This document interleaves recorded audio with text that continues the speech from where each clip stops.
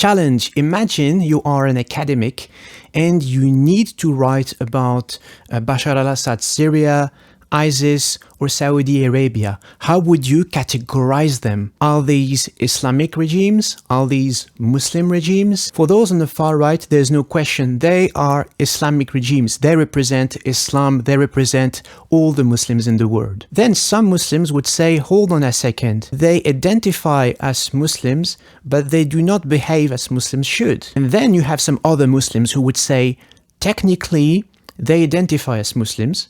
They pray, they've said their shahada, so we cannot take this away from them. So who's right in the end? Hello and welcome. My name is William. I am a researcher in sociology at the University of Warwick in the UK, where I work on Muslim lifestyle in Europe and North America. Can you call a country Muslim where more or less than 50% of the population does not necessarily believe in God, or does not pray, doesn't go to Jummah? If you look up statistics about religious practice all around the world, whether it is in Pakistan, Indonesia, West Africa, many people will be a bit disappointed. Not everyone who identifies as a Muslim necessarily prays or even believe in God, but of course they won't say it publicly in the open. Let's flip the narrative on its head. When talking about Europe or North America, would someone talk about the Christian world or Christian countries? You've got more than 10 countries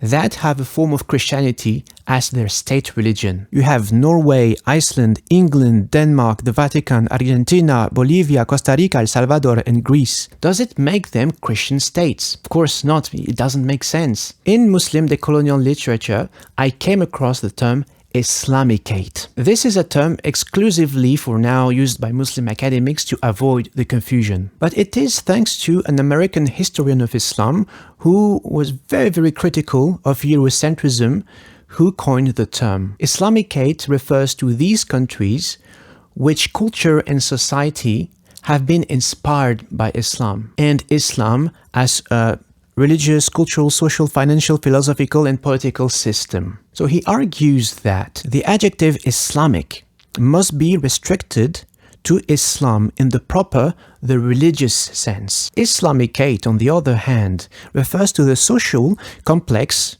which has been historically associated with Islam and the Muslims. So it's regions where Muslims, while culturally dominant, might not be, properly speaking, religious. For example, the Quran is definitely Islamic literature. In the Arab world, South Asia and Persia, there's, for example, people who identify as Muslims, but who have written poetry about wine and getting drunk. So is this Islamic literature?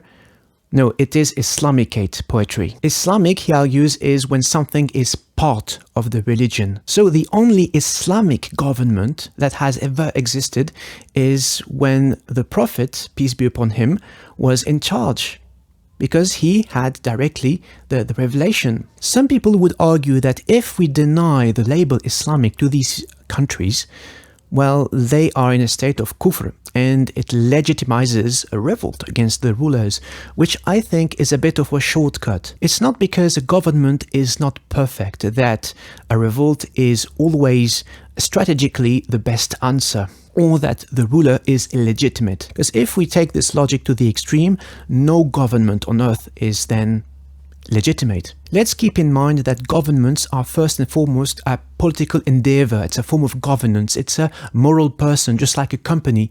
It's not individuals, but it's a team made of diverse and various opinions, and therefore they do not represent Islam, and they do not represent even their own people.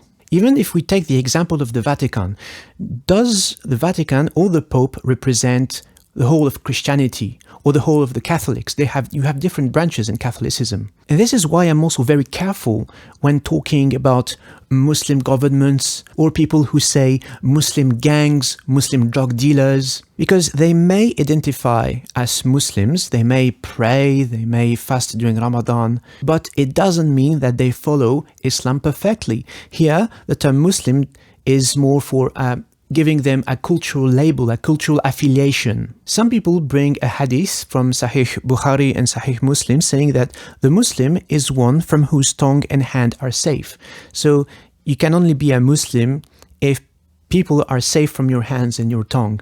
I'm not a theologian, so I am just bringing up arguments some people bring to the front. Some scientists would then, instead of using the term Muslim, would talk about Islamicate governments, Islamicate gangs. But again, this is more for academics, people who have the time to write pages and paragraphs to explain the confusion that no, Muslim doesn't mean Islamic and vice versa. I'm aware this is a very difficult conversation to have with ordinary people because as human beings, we love shortcuts.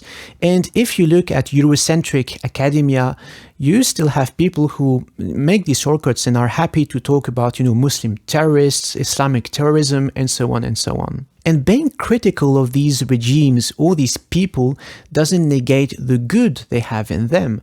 For example, it is renowned all over the world how the Emirates, for example, is a safe place for Westernese women, a bit less for Bangladeshi and Filipino workers or all the sex workers that you find in the Emirates, but this is another topic.